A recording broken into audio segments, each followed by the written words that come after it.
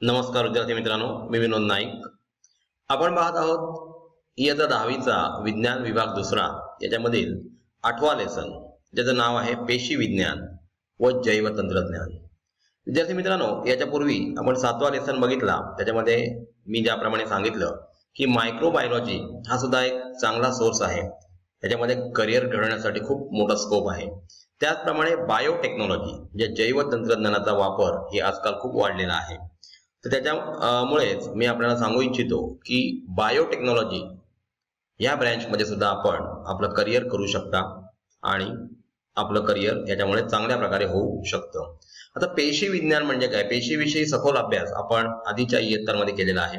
Basic लेवलला तो अभ्यास झालेला आहे. म्हणजे पेशी कशा प्रकारे तयार होतात किंवा पेशींचं विभाजन कसं होतं याच्याविषयी सुद्धा आपण पाहिलेलं आहे. आता जैव तंत्रज्ञानाची जोड त्याला मिळाल्यानंतर कशा प्रकारे बघा, लिव्हर खराब झाला किंवा किडनी खराब झाली किंवा हार्टचं स्ट्रक्चर खराब झालं, हार्टमध्ये काही प्रॉब्लेम्स असतील, तर जैव तंत्रज्ञानाच्या माध्यमाने त्यांचा कशा प्रकारे या वैद्यकशास्त्रामध्ये उपयोग होतो त्याविषयी आपण ह्या लेसनमध्ये जाणून घेणार आहोत. पहिला सेशन आपला आता चालू झालेला आहे. हळूहळू तुम्हाला कळेल की बायोटेक्नॉलॉजी हा सुद्धा बायोलॉजीच्या संदर्भातील एक अत्यंत असा चांगला विषय आहे, ज्याच्यामध्ये आपण पुढे जाऊन करिअर करू शकतो. इथे पहा, पेशी म्हणजे काय? आता हा बेसिक क्वेश्चन आहे. आपल्याला माहिती आहे पेशी हे बेसिक युनिट आहे. पेशीमध्ये केंद्रक असतो किंवा पेशीमध्ये रायबोझोम्स, हरितलवक असतात, मायटोकॉन्ड्रिया असतो किंवा इतर असे ऑर्गॅनेल्स असतात. याच्याविषयी आपण डिटेलमध्ये स्टडी विद्यार्थी मित्रांनो याच्यापूर्वी केलेला आहे. आता ऊती म्हणजे काय आणि ऊतीचे कार्य कोणते? पेशी जेव्हा एकत्र येतात तेव्हा त्याच्यापासून ऊती तयार होतात, म्हणजे टिश्यूज तयार होतात. टिश्यूंपासून ऑर्गन्स तयार होतात. ऑर्गन्स पासून वेगवेगळ्या प्रकारच्या संस्था तयार होतात, सिस्टीम्स तयार होतात आणि त्याच्यापासून आपलं कॉम्प्लेक्स स्ट्रक्चर तयार होतं. ऊती संदर्भातील मागील इयत्तांमध्ये तुम्ही कोणत्या तंत्रज्ञानाची माहिती अभ्यासलेली आहे? आपण आधी जी पुस्तकं चालली तर त्या तंत्रज्ञानाविषयी माहिती आपल्याला मिळेल. ऊती संवर्धनातील विविध प्रक्रिया कोणत्या आहेत, म्हणजे कशा प्रकारे कलम वगैरे केलं जातं जर वनस्पतींचा विचार केला तर ते आपण बघितलेलं आहे. तर अशा प्रकारेच ऊतींविषयी आपण आधीच्या इयत्तामध्ये पाहिलेला आहे. आता बायोटेक्नॉलॉजी या तंत्रज्ञानाचा वापर कशा प्रकारे केला जातो तो आपण बघणार आहोत. मागील इयत्तेत आपण ऊती संवर्धनाने वनस्पतीची निर्मिती कशी केली जाते याचा अभ्यास केला. त्यासाठी वनस्पतींतील मूलपेशी वापरल्या जातात. आता मूलपेशी म्हणजे स्टेम सेल. अशाच मूलपेशी प्राण्यांमध्ये असतात का किंवा नाही याचं उत्तर आपल्याला या सेशनमध्ये मिळणार आहे. चला तर मग बघूया मूलपेशी म्हणजे काय आणि त्या कुठे तयार होतात. बघा, आकृतीमध्ये आपल्याला दिसतंय. आकृतीमध्ये आपल्याला रिकाम्या जागी विविध टप्पे स्पष्ट करायचे आहेत. त्याच्यापूर्वी पेशी विज्ञान म्हणजे सायटोलॉजी म्हणजे काय? यापूर्वी आपण पेशींचे प्रकार, पेशीची रचना आणि पेशीतील अंगके म्हणजे ऑर्गॅनेल्स, जसं की आपण मायटोकॉन्ड्रिया म्हणू शकतो किंवा व्हॅक्युअल्स म्हणू शकतो, ही त्याची अंगके झाली, यांचा अभ्यास केलेला आहे. यालाच पेशी विज्ञान असं म्हणतात. म्हणजे ह्या अंगकांचा जिथे अभ्यास केला जातो त्याला पेशी विज्ञान म्हणजे सायटोलॉजी असं म्हटलं जातं. पेशी विज्ञान ही जीवशास्त्राची एक शाखा आहे. ही बायोलॉजीची एक ब्रँच आहे. यात पेशींचा वरील मुद्द्यांव्यतिरिक्त पेशी विभाजन तसेच पेशीविषयक इतर सर्व मुद्द्यांचा अभ्यास केला जातो. म्हणजे पेशीचं विभाजन आपण अमिबासारखा एक पेशीय सजीव बघितला, ज्याच्यामध्ये 2 पेशींमध्ये त्याचं रूपांतर कसं होतं, म्हणजेच आपण बघितलं की द्विविभाजन कसं होतं आणि 2 अमिबा कसे तयार होतात. तशा प्रकारचं पेशी विभाजन प्राण्यांमध्ये होत असतं. पेशी विज्ञानामुळे मानवी आरोग्य क्षेत्रात खूप क्रांतिकारी बदल होत आहेत. जसं मायक्रोबायोलॉजी म्हणजे सूक्ष्मजीवांच्या शोधामुळे कशा प्रकारे बदल झाला मेडिसिनल फील्डमध्ये, तसाच पेशी विज्ञानामुळे सुद्धा आरोग्य क्षेत्रामध्ये खूप मोठा बदल झालेला आहे. भारतामध्ये पुणे आणि बेंगळुरू येथे खास पेशींवर संशोधन करण्यासाठी संशोधन संस्था उभारल्या आहेत. पुणे येथील राष्ट्रीय पेशी संशोधन संस्था आणि बेंगळुरू येथील इन्स्टेम या संस्था खूप मोलाचे संशोधन कार्य करत आहेत. म्हणजे याच्यामध्ये बसलेले जे रिसर्चर्स आहेत किंवा जे डिस्कव्हरी करतात वेगवेगळ्या गोष्टींची, त्यांच्याकडून मोठ्या प्रमाणावर या संशोधनाचा लाभ आरोग्य क्षेत्राला झालेला आहे. आता मूलपेशी म्हणजे स्टेम सेल म्हणजे काय बघूया. स्त्री युग्मक व पुयुग्मक यांचे मिलन झाल्यानंतर जे युग्मनज बनते त्यापासून पुढील सजीव बनतो. आपल्याला माहित आहे मेल गॅमेट आणि फिमेल गॅमेट युनाइट होतं आणि त्याच्यापासून एक एम्ब्रिओ तयार होतो आणि त्याच्यानंतर त्याच्यामध्ये डेव्हलपमेंट होऊन आता आपला विचार जर आपण केला तर आईच्या पोटामध्ये 9 महिने आणि 9 दिवस आपण वाढत असतो आणि आपली निर्मिती होत असते. वाढीच्या अगदी सुरुवातीच्या काळात तो सजीव पेशींचा एक गोळा असतो. म्हणजे सुरुवातीला लक्षात ठेवा, जेव्हा ओवम आणि स्पर्म यांचं युनियन होतं त्यावेळेला गर्भाशयामध्ये हा एक पेशींचा गोळा तयार होतो आणि त्यातील सर्व पेशी जवळपास एक सारख्याच असतात. विद्यार्थी मित्रांनो लक्षात घ्या, ज्या वेळेस सुरुवातीच्या काळामध्ये आपण सुद्धा आईच्या पोटामध्ये असताना आपला एक पेशींचा गोळा होता, त्यावेळेला सर्व पेशी एकसारख्या होत्या आणि ह्या एकसारख्या असणाऱ्या पेशींनाच मूलपेशी असं म्हणतात किंवा स्टेम सेल असं इंग्लिशमध्ये त्याला म्हटलं जातं. पुढे याच पेशी शरीरातील पेशींची वेगवेगळ्या ऊतींची निर्मिती करतात व विविध कामे करू लागतात. आता बघा, जिथे कुठे त्या पेशी असतील, जसं की हार्टवर असतील तर त्यांना ब्लड सर्क्युलेशनसाठी काम करायचं आहे, जर आपल्या लंग्सवर असतील तर रेस्पिरेशनचं काम करायचं आहे, जर आपल्या स्टमकवर असतील तर त्यांना डायजेशनचं काम करायचं आहे. म्हणजे आता प्रत्येक पेशीचं काम वेगळं झालं, परंतु सुरुवातीच्या काळामध्ये अशा प्रकारच्या पेशी ज्या असतात त्या सर्व पेशी एकसारख्याच असतात, त्यांनाच स्टेम सेल असं म्हटलं गेलं होतं. यालाच मूल पेशींचे विभेदन म्हणजे डिफरन्शिएशन झालं, म्हणजे वेगवेगळ्या पेशींमध्ये किंवा वेगवेगळ्या ऊतींमध्ये त्याची निर्मिती झाली. आईच्या गर्भाशयात गर्भ ज्या नाळेने जोडलेला असतो, म्हणजे जी अंबिलिकल कॉर्ड आहे, जी बेंबी असते आणि प्लासेंटा यांना जोडणारी एक नलिका आहे, त्याला नाळ असं म्हटलं जातं, म्हणजे अंबिलिकल कॉर्ड. त्या नाळेमध्ये मूलपेशी असतात. म्हणजे त्याच्यामध्ये काय असतात तर मूलपेशी. भ्रूणाच्या कोरक पोटी म्हणजे ब्लास्टोसिस्ट अवस्थेत ही मूलपेशी असतात. पूर्ण वाढ झालेल्या सजीवांच्या शरीरात रक्त अस्थिमज्जा, मेद, ऊती व रक्त यात मूलपेशी असतात. या मूलपेशींचे वापर करून वेगवेगळ्या ऊती तयार करणे तसेच एखाद्या अवयवांचा ऱ्हास पावलेला भाग पुन्हा निर्माण करणे आता शक्य झालं आहे. बघा, बायोटेक्नॉलॉजीच्या माध्यमातून अशा प्रकारे मूलपेशींचा वापर करून, कारण सुरुवातीला आपलं शरीर जे होतं ते एक पेशींचा गोळा होता आणि त्या पेशींच्या गोळ्यामध्ये ज्या पेशी होत्या त्यांचं कार्य एकसारखंच होतं म्हणून त्यांना मूलपेशी म्हटलं जात होतं.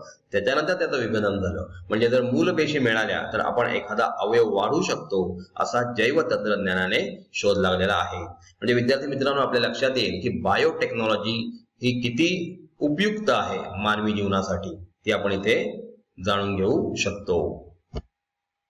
इथे पहा, मूलपेशींचे जतन कसं केलं जातं, संवर्धन कसं केलं जातं. मूलपेशींचे जतन करण्यासाठी नाळेतील रक्त, म्हणजे ते अंबिलिकल कॉर्ड आहे त्याच्यामध्ये असलेले रक्त आहे, ते रक्त अस्थिमज्जा म्हणजे बोन मॅरो आपण म्हणू शकतो, अथवा कोरक पोटीतील भ्रूणपेशी यांचे नमुने काळजीपूर्वक गोळा करून त्यांना जंतुविरहित अशा छोट्या छोट्या कुप्यांमध्ये, म्हणजे छोटे छोटे कंपार्टमेंट असतात त्याच्यात ठेवले जातात. या कुप्या -135°C पासून -190°C इतक्या कमी तापमानात द्रवरूप नायट्रोजन मध्ये ठेवल्या जातात, म्हणजे त्यांचं संवर्धन व्हावं. जेव्हा आपल्याला हव्यात त्या पेशी त्यावेळेला वापरता याव्यात, त्याच्यासाठी यांचं स्टोरेज अशा प्रकारे -135°C to -190°C या तापमानात द्रवरूप नायट्रोजन मध्ये ठेवले जातात. आपण आता गेल्या वर्षी बघितलं होतं की, म्हणजे 9व्या बघितलं होतं की वनस्पतीमध्ये कलम करतात, तसे मानवामध्ये सुद्धा अवयव प्रत्यारोपण शक्य आहे का? तर विद्यार्थी मित्रांनो, याचं उत्तर आहे होय.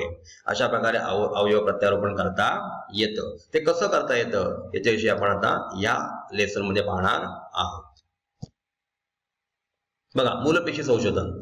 क्लोनिंग नंतर जैव तंत्रज्ञानातील क्रांतिकारी घटना म्हणजे मूलपेशी संशोधन होय. म्हणजे या स्टेम सेलचं संशोधन जर रिसर्च केला जातो. तर क्लोनिंग म्हणजे काय आपल्याला माहित आहे की एखादी पेशी बाहेर काढून त्या पेशींचं डिव्हिजन करून त्याच्यापासून एक सजीव बनवणं, याला क्लोनिंग असं म्हटलं जातं. भारतामध्ये या क्लोनिंगला परवानगी नाहीये.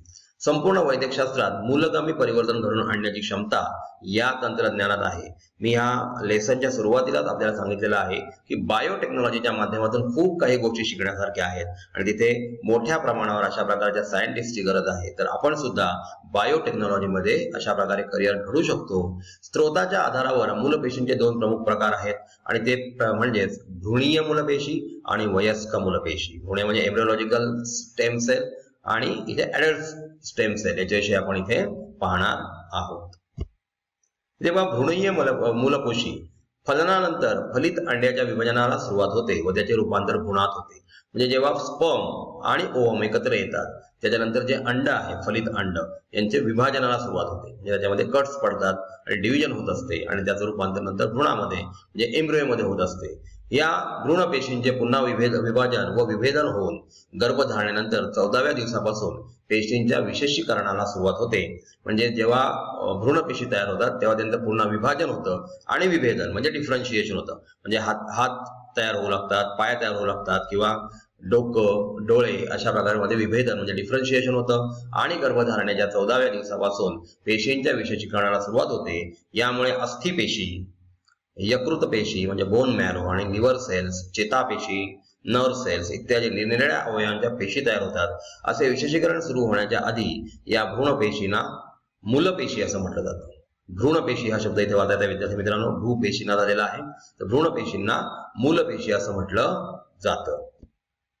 मानवी शरीरात 220 प्रकारच्या पेशी या भ्रूणातील मूलपेशींपासून जन्म घेतात. लक्षात घ्या, 220 प्रकारच्या पेशी वेगवेगळ्या.